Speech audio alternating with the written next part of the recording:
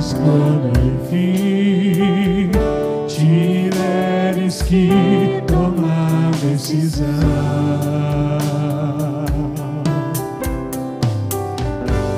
entrega tudo a mim, confia de todo o coração.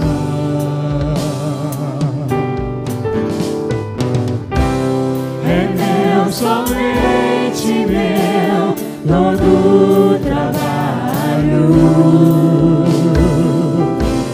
e o teu trabalho é descansar em mim. É meu, somente meu todo o trabalho, e o teu trabalho é descansar em mim.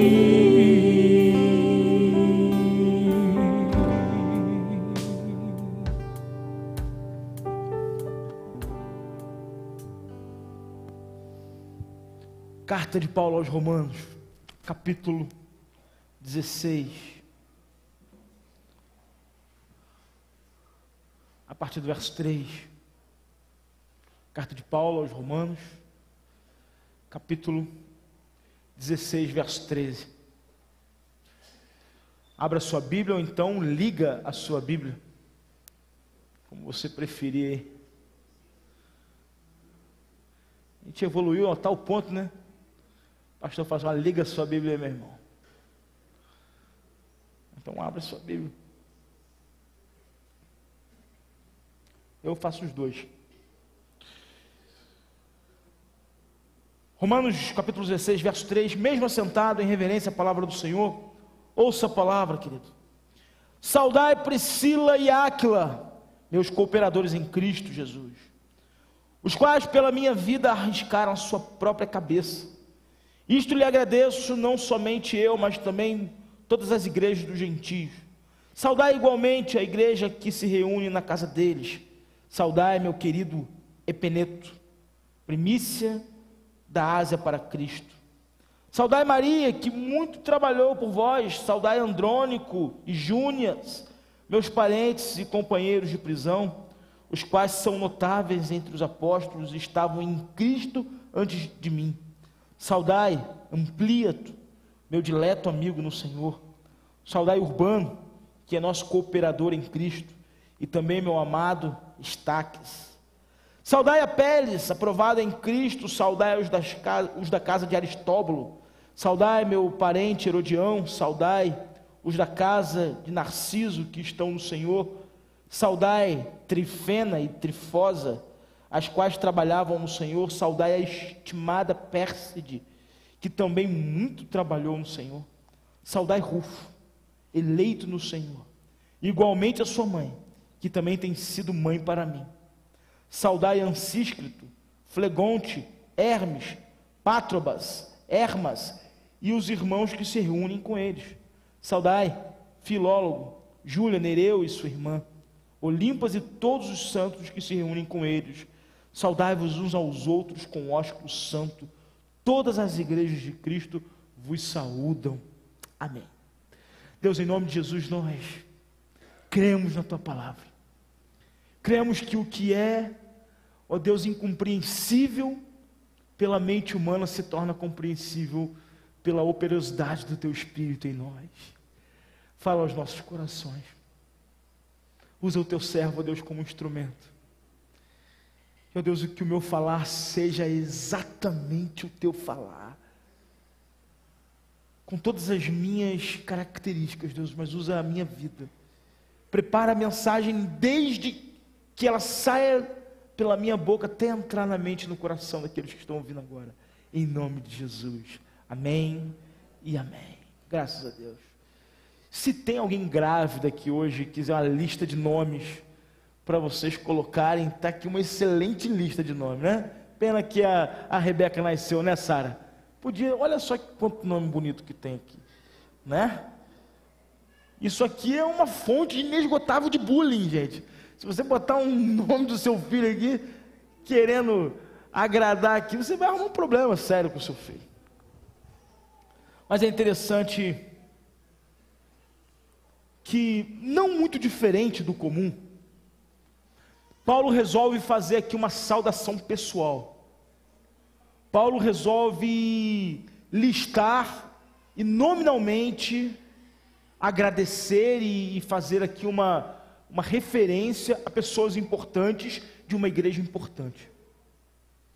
A igreja de Roma era a igreja mais improvável dentro do contexto do primeiro século. Uma igreja em Roma era algo parecido com uma igreja na Síria hoje. Era algo semelhante a uma igreja no centro de Bagdá. Era algo semelhante à igreja que eu visitei na praça principal do Cairo. A igreja do Cairo, quando você entra, ao invés de ter uma porta bonita, com os diáconos bonitos, igual que tem nessa igreja aqui, que não tem em nenhuma outra igreja, você vê lá uma porta com detector de metais e uns caras armados. Porque para entrar um homem-bomba dentro da igreja e explodir com todo mundo é a coisa mais fácil que tem lá. A igreja de Roma era uma igreja complicada. Ela estava no centro nevrálgico do Império Romano, que era um império até aquele momento anticristão. Eles tinham problemas sérios com o cristianismo. E uma igreja que cresce, uma igreja que frutifica naquele contexto, era uma igreja que merecia a atenção de Paulo, embora Paulo não tivesse sido fundador daquela igreja. Aquela igreja historicamente foi fundada por Apolo. Daí Paulo dizia, uns dizem que eu sou de Paulo, outros dizem que eu sou de Apolo, uns dizem que Apolo plantou e outros dizem que Paulo colheu.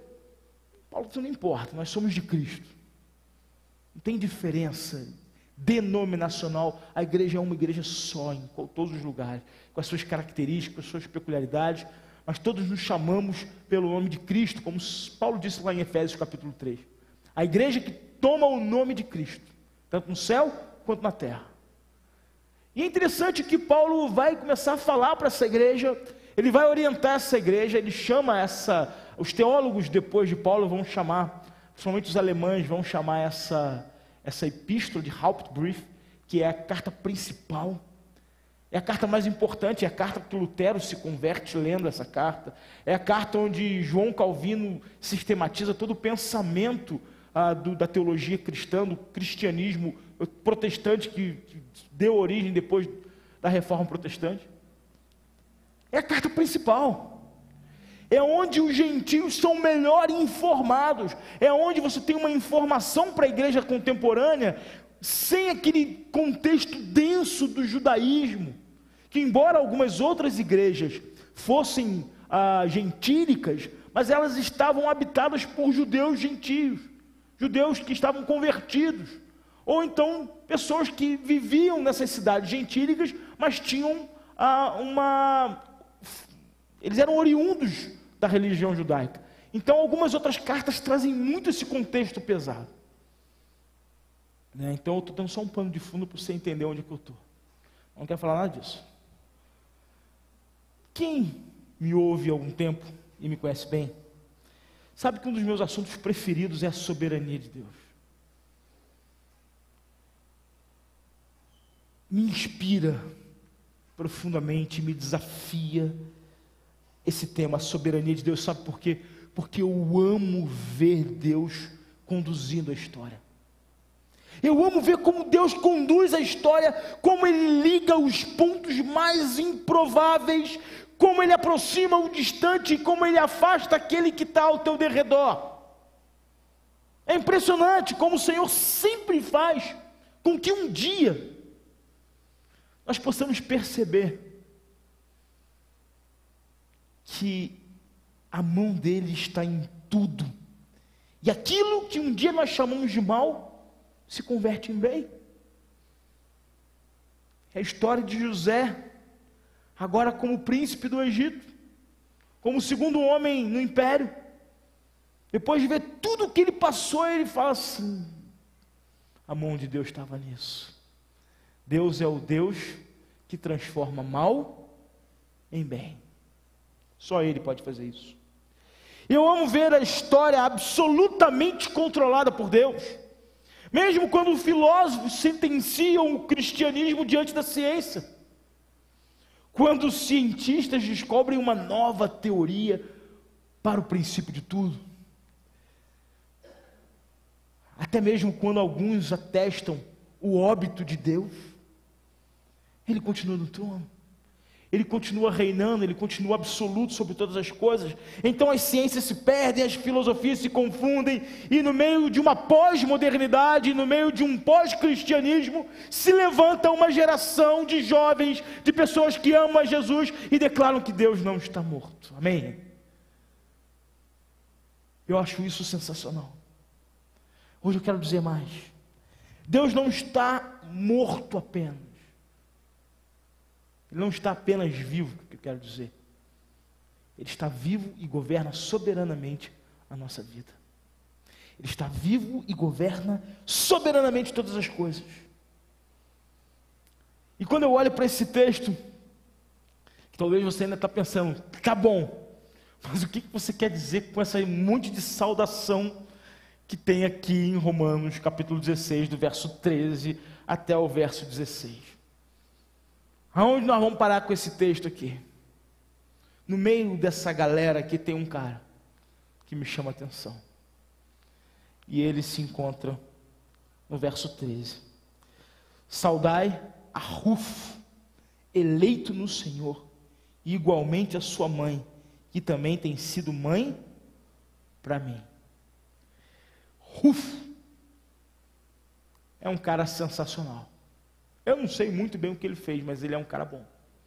Porque numa lista de nomes, ele diz, olha, Saul do fulano que fez isso, Saul do fulano. Esse não. Rufo, ele é um eleito no Senhor. Embora Paulo seja um teólogo conhecido nas suas cartas, por fazer muita menção à doutrina da eleição, essa menção de eleito no Senhor não tem nada a ver com isso. Absolutamente nada a ver. No contexto, você percebe que essa expressão, eleito no Senhor aqui, ela está relacionada com algo que Rufo fez distintamente, com algo que Rufo fez de maneira extraordinária, e segundo a história, Rufo ele foi um líder na igreja de Roma, alguém importante, alguém que se destacou, e se destacar dentro daquele contexto não era uma coisa muito fácil. Rufo era uma pessoa extraordinária. Então a primeira coisa que me vem, que Rufo ele era um eleito no meio da perseguição. Primeira coisa que eu quero dizer, Rufo era um eleito no meio da perseguição. Ele vai fazer parte de um grupo que pôs a sua própria vida em risco pelo Evangelho. Está aqui no verso 4 do capítulo 16, os quais pela minha vida arriscaram a sua própria cabeça. Era gente que sabia que ser crente naquela época era assinar uma sentença de morte. E ir para perto de Paulo era como se fosse a sua confissão. É como se fosse sentenciando o seu veredito, olha, eu sou crente, eu quero morrer. E esse pessoal se aproxima de Paulo. A designação eleito no Senhor, que certamente é uma referência ao desempenho de Rufo na obra do Senhor. Alguém chamado para ser especial, alguém chamado para ser diferente. E deixa eu te dizer uma coisa, querido, de alguma maneira você é alguém chamado para ser especial, você é alguém chamado para ser diferente. Numa época, numa geração, onde a massificação é um processo natural, ser diferente é ser extraordinário, é necessário. Veja bem que ser diferente não é ser melhor do que ninguém, mas ser diferente é uma oportunidade de você marcar a vida das pessoas. Ser diferente, ser alguém fora da caixa, ser alguém extraordinário, porque nós somos desafiados a sermos ordinários, mas nós precisamos aprender a sermos extraordinários, fazermos coisas fora do padrão, para alcançar vidas, com intencionalidade.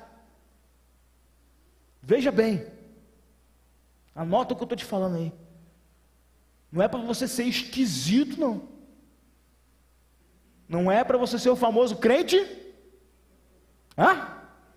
crente repelente, que você não aguenta nem chegar perto dele, que ele é chato. Não, você não precisa nem dizer que você é crente, querido. A sua atitude precisa falar por você. Você precisa falar, e com a sua fala, com a sua ação, com o seu comportamento, marcar o seu espaço. Sabe, eu já falei aqui, essa ideia de distribuir água aqui, ela surgiu no meu coração na Páscoa passada. Eu estava indo para Cabo Frio, um calor que estava matando. A gente dentro do carro. Quando eu chego em Cabo Frio, cidade linda, tinha um pessoal botando faixa no sinal, e eu falei assim, deve estar pedindo alguma coisa, né? Esse pessoal que fica aí fazendo malabarismo, né? Eu não dou dinheiro para esses caras que fazem malabarismo, sabe por quê? Você dá para um, daqui a pouco tem 10. Todo sinal de Friburgo tem um cara fazendo malabarismo agora. Eu não gosto disso, mas isso atrapalha o trânsito. Quando eu cheguei lá, quando eu vi, Jesus ama a sua vida e Ele é água para matar a sua sede. Eu pensei, que legal. E aí veio um pessoal da igreja metodista de lá, batendo no meu ouvido lá, podemos te dar uma água?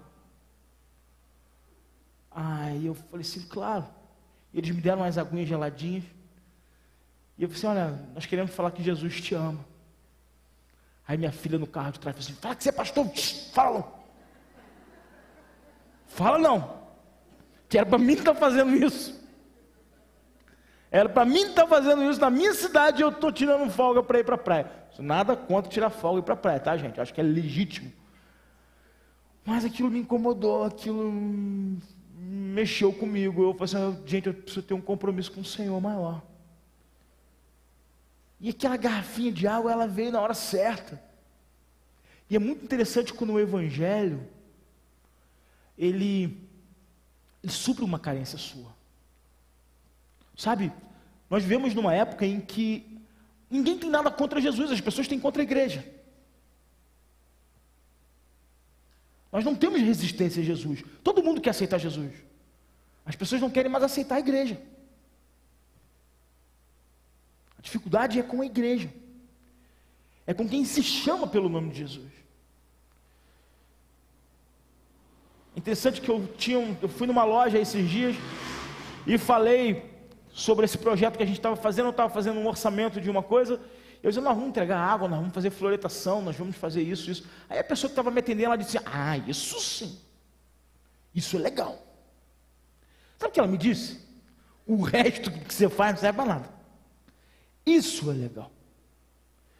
É lógico que eu não vou discutir com ela dizendo que o resto que eu faço é legal, mas ela não sabe. Está aí então uma boa oportunidade para ela vir conhecer um trabalho que eu faço e deixar de pensar como ela pensa.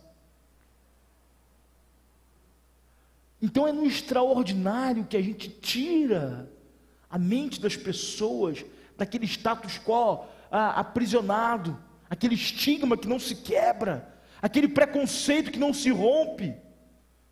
Que é interessante que o Rufo é um camarada que, ele no meio de todo aquele contexto, ele é alguém que leva o apóstolo Paulo, uma pessoa de mente globalizada, de visão cosmopolita, entende que Paulo não é um cara igual Pedro. Pedro tem dificuldade. O evangelho é assim.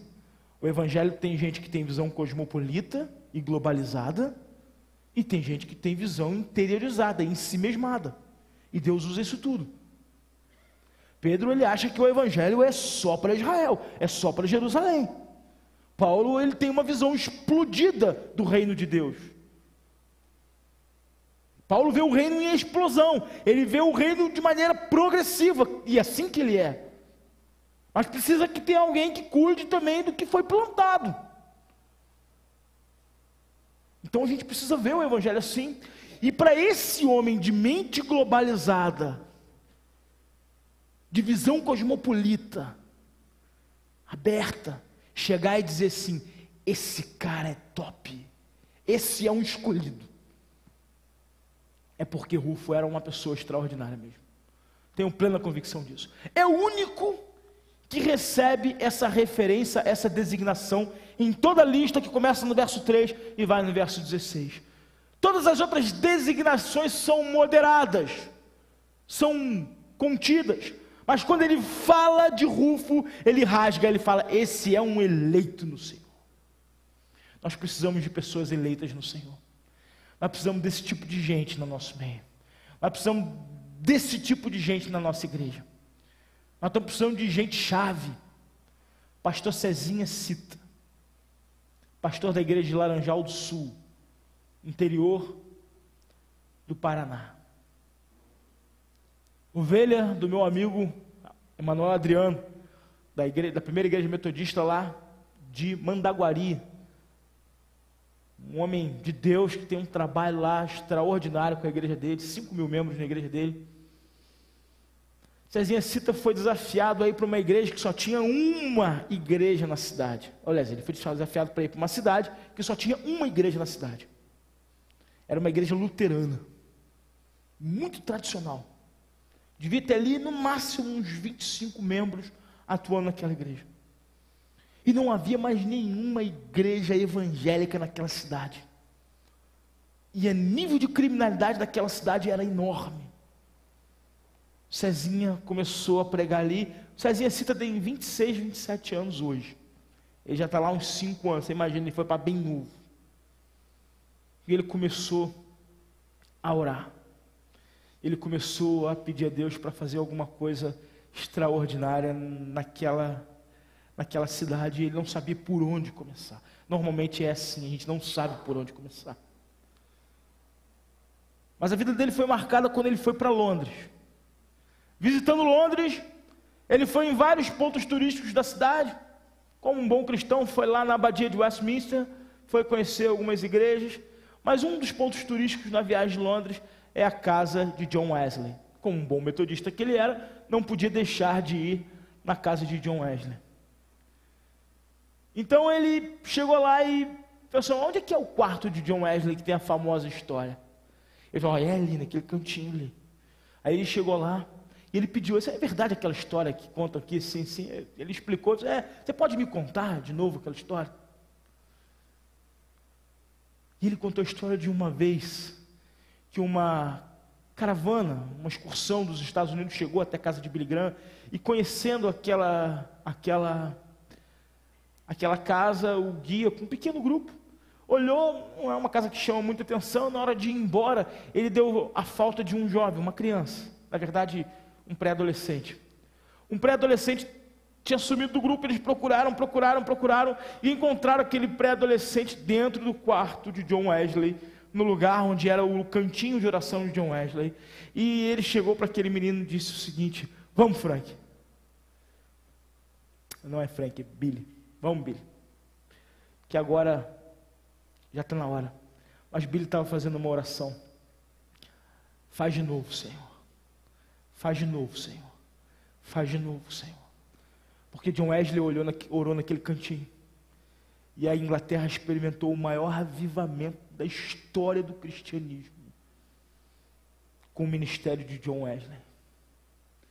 Não se tem história de um avivamento global como o de John Wesley na história dos avivamentos. Ele é o maior. E aquele jovem estava dizendo: faz de novo, Senhor. Faz de novo, Senhor. Faz de novo. E então o seu líder disse: Billy, esse avivamento não vem de novo. Esse Billy era Billy Graham, pequeno Billy Graham, orando, pedindo para Deus fazer de novo algo que ele já tinha feito. E os Estados Unidos não conheceu o avivamento maior do que ele viveu e experimentou com Billy Graham. Nós precisamos aprender a orar e dizer: Senhor, faz de novo, faz de novo. Nós precisamos colocar as nossas vidas diante do Senhor e falar: Senhor, usa a minha vida. E o Cezinha disse uma coisa naquela igreja lá de Laranjal do Sul. Eu comecei a orar para Deus mandar gente chave para o meu ministério. Gente chave. E eu confesso para vocês que eu tenho orado para Deus mandar gente chave para o meu ministério. para o evangelho que eu prego nessa igreja reverberar com mais poder. Gente chave não é gente importante. E aí o Cezinho explicou que a primeira pessoa que se converteu foi uma prostituta. E depois foi um drogado. E depois os amigos dos drogados começaram a se converter. Ele falou, gente, ele foi e fez uma oração assim, Deus, eu estou falando sério. Eu preciso de gente chave. Porque quando a gente fala gente chave, pô, se mandasse um juiz para cá, né? Se mandasse uma pessoa endinheirada, um político da cidade. Gente chave é gente que resolve ser extraordinário. Um dos drogados era o filho do prefeito, que todo mundo conhecia e sabia da fama do cara. Quando viram o tal do Piscite, que o nome dele era Piscite, o apelido dele, né? Convertido, todo mundo queria saber o que tinha acontecido e todo mundo ia visitar a igreja do Cezinha. Para resumir a história, querido, Laranjal do Sul tem 20 mil membros, a igreja de Cezinha tem 5 mil membros.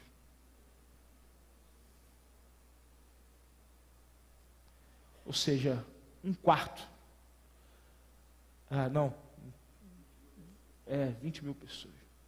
Sou pastor, bom matemática. Não. 20% da cidade está na igreja do cara. A prefeita, vendo o potencial político que aquele pastor era, chamou ele e falou assim, o que o senhor quer que a gente faça para você, hein? Isso me chamou a atenção. O que você quer que eu faça para a sua igreja? Ele falou assim, pergunta errada. Essa pergunta é minha. O que você quer que a minha igreja faça por você? O que você quer que a minha igreja faça por você?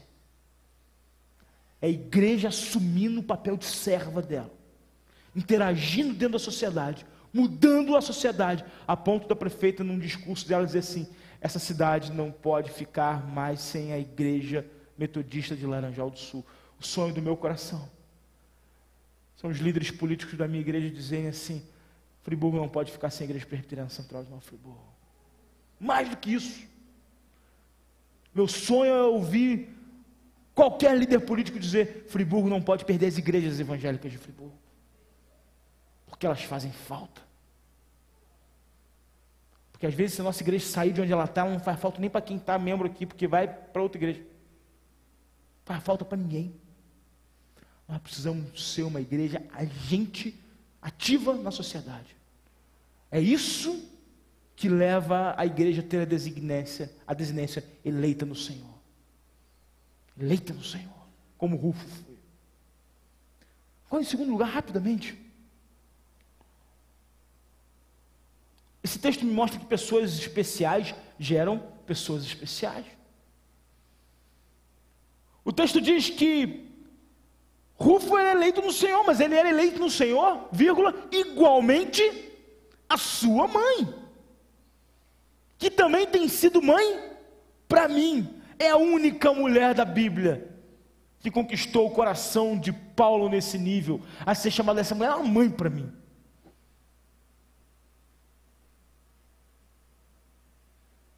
O que uma pessoa precisa para você chamar ela de mãe, hein?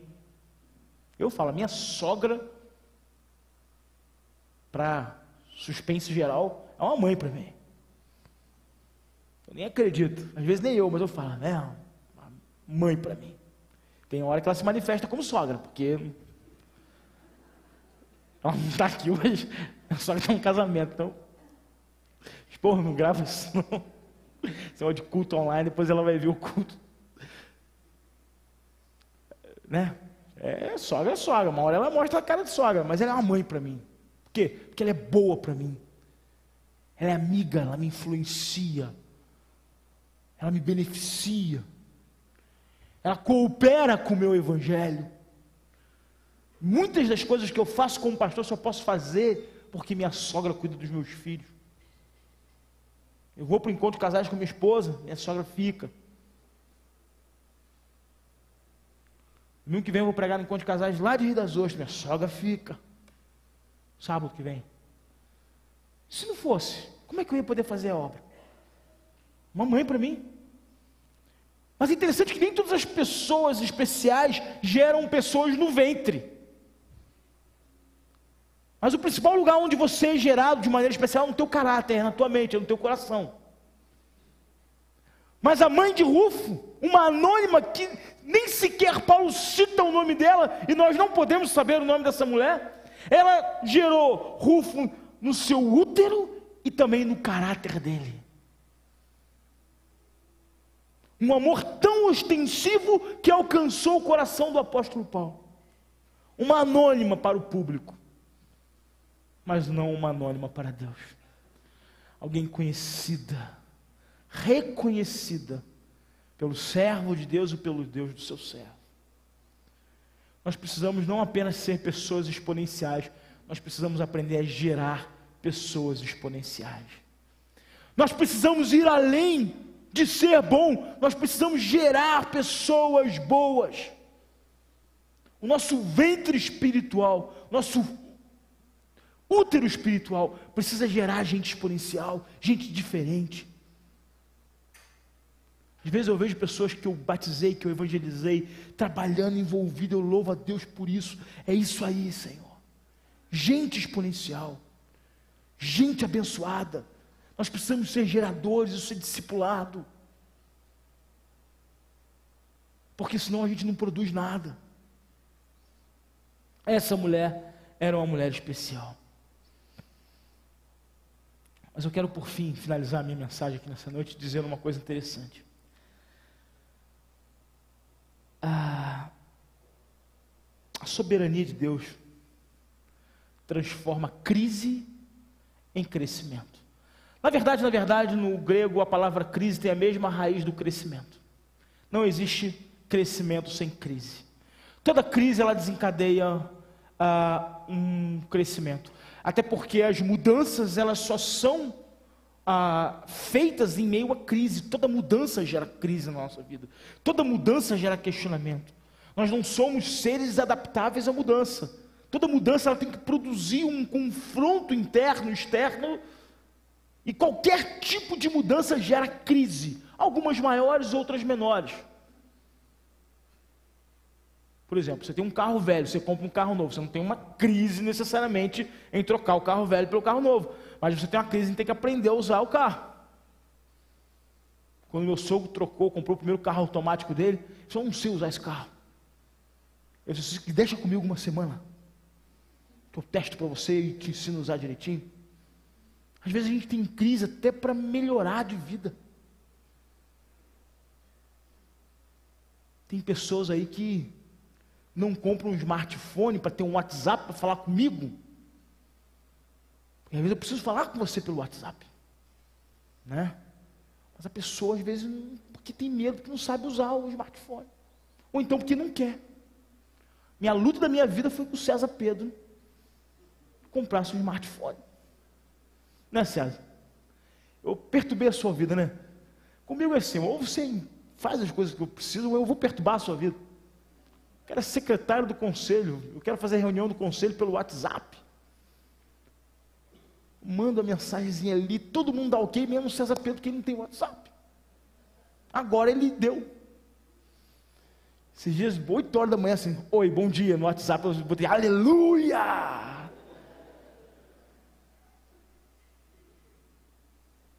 Deus move nessas coisas, né?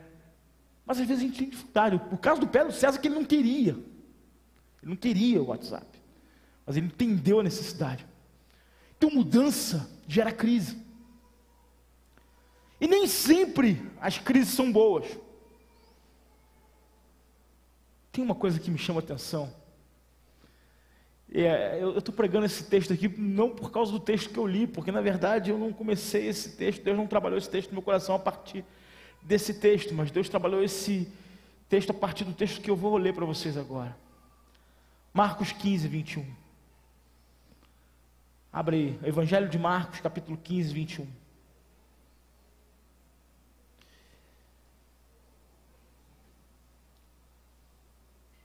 Está aí? Marcos, capítulo 15, verso 21.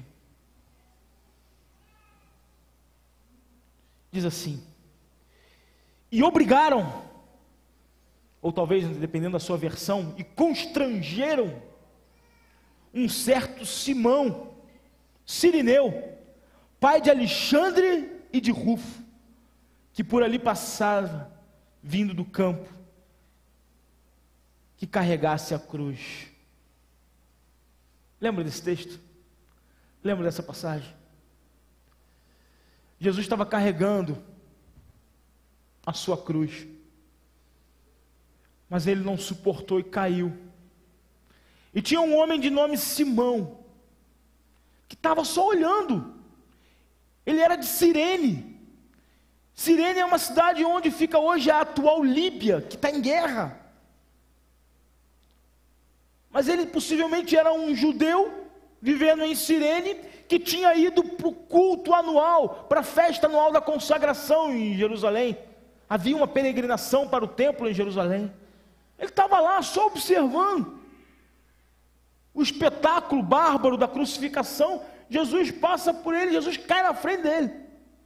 Ele não conhecia Jesus, ele era de uma outra cidade, na verdade ele era de um outro país. Ele estava ali olhando, estava ali passando, estava ali vendo. Jesus caiu na frente dele. Aí ele, coitado.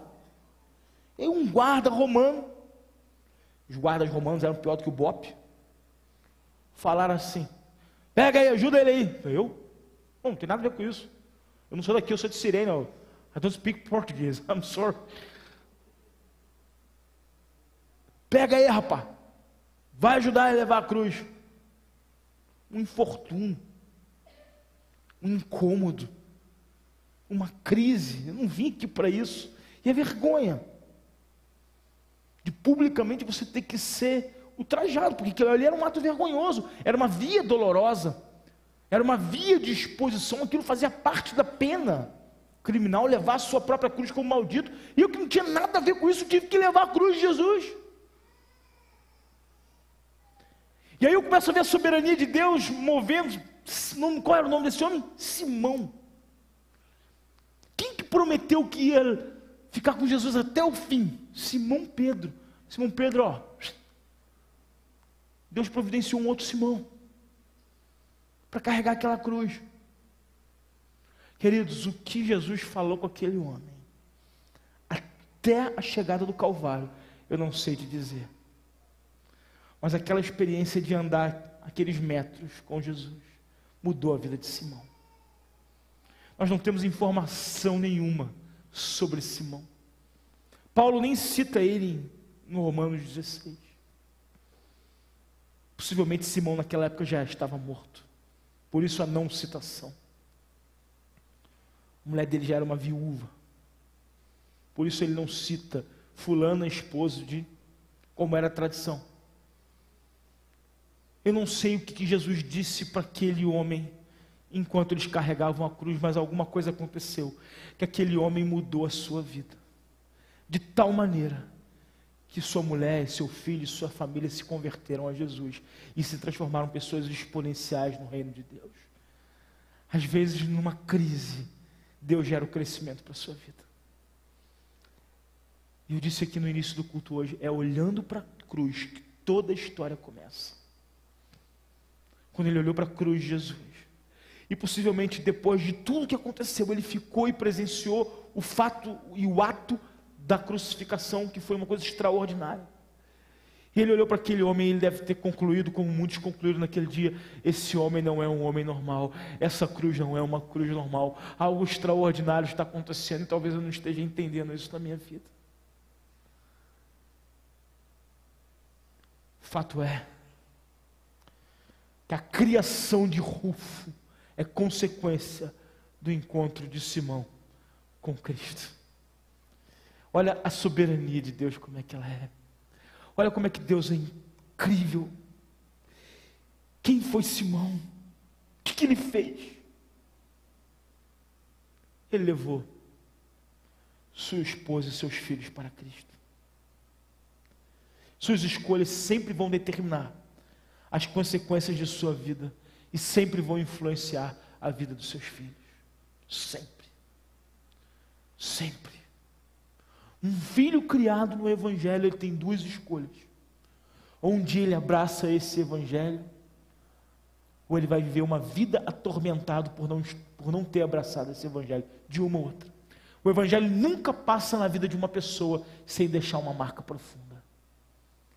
Ou você o abraça, ou você vive atormentado, porque você entendeu que você tinha que ter vivido para esse evangelho. Seja uma pessoa diferente. Simão foi uma pessoa diferente e criou seus filhos. Talvez hoje você esteja no momento de carregar a cruz. Talvez você esteja vivendo um momento de dificuldade na sua vida hoje. Mas eu quero que você olhe o que carregar a cruz do Senhor pode gerar na sua vida. O que carregar a cruz de Cristo pode gerar na sua vida. Eu quero que você entenda nessa noite o que uma decisão por Cristo pode fazer na sua caminhada, na sua história, na sua vida. Ou você olha para a ciência, que não controla absolutamente nada, ou você olha para os filósofos do nosso tempo, que a exemplo dos filósofos dos tempos passados não dizem nada, ou você olha para o Senhor, que controla tudo, em todo o tempo, inclusive a minha e a sua vida, a minha e a sua história. Eu olho para a cruz, e para a cruz eu vou, no seu sofrer, participar. Deixa eu dizer uma coisa para você, que talvez esteja me ouvindo, e descansando na sombra do teu pai. Não basta ser filho de Simão, você precisa ser Rufo. Rufo não se tornou quem ele foi simplesmente por causa do seu pai. O seu pai o influenciou. Filho de crente não é crentinho. Não descanse, não repouse na sombra do passado do teu pai ou dos teus pais. Eu falei de Rufo, falei da mãe dele, falei de Simão, mas Marcos 15 diz que Rufo tinha um irmão. O nome desse irmão era Alexandre. Os 2 filhos de Simão. Mas infelizmente Alexandre não tomou os mesmos caminhos de seu irmão, ele não quis ser uma pessoa extraordinária. Em 1 Timóteo capítulo 1, verso 19 e 20, não precisa abrir. Conservando a fé e a boa consciência, a qual alguns rejeitando fizeram naufrágio na fé. Adoro essa expressão de Paulo. Ele fala, alguns fizeram naufrágio na fé. E entre esses foram Himeneu e Alexandre, o irmão de Rufo, os quais entreguei a Satanás, para que aprendam a não blasfemar. Meu irmão, você é crente, você está blasfemando, tu está mais para Alexandre do que para Rufo, hein? Lembra hoje, ó, sou Rufo, sou Alexandre, sou Rufo, sou Alexandre. Você é Rufo ou você é Alexandre? Rufo, eleito no Senhor. Alexandre, náufrago na fé. 2 Timóteo 4,14. Alexandre Latoeiro causou-me muitos males, o Senhor lhe pague segundo as suas obras. É o mesmo Alexandre, filho de Simão. O fato de ter sido filho do camarada que levou a cruz de Jesus não garantiu nada para ele. É a sua escolha pessoal por Cristo, é a sua decisão. Seja um Rufo, seja uma pessoa extraordinária, seja exponencial. Deixa o Senhor te inspirar nessa noite. Deixa inspirar o seu coração. Vamos ficar de pé? Tudo começa quando eu olho para a cruz. Tudo começa quando eu olho para Jesus. E eu decido isso na minha vida. E eu escolho isso na minha vida. Quem você quer ser? O que você tem sido? Você tem 2 opções para ir para casa e escolher. Ou eu sou Rufo, ou eu sou Alexandre. Ou eu faço a minha nova história. Ou eu descanso na sombra do meu pai e um dia eu percebo que não adianta nada descansar na sombra de ninguém. Eu preciso ter a minha própria história com Jesus. Eu preciso ser quebrantado pelo Senhor. Eu preciso olhar para a cruz e para a cruz seguir.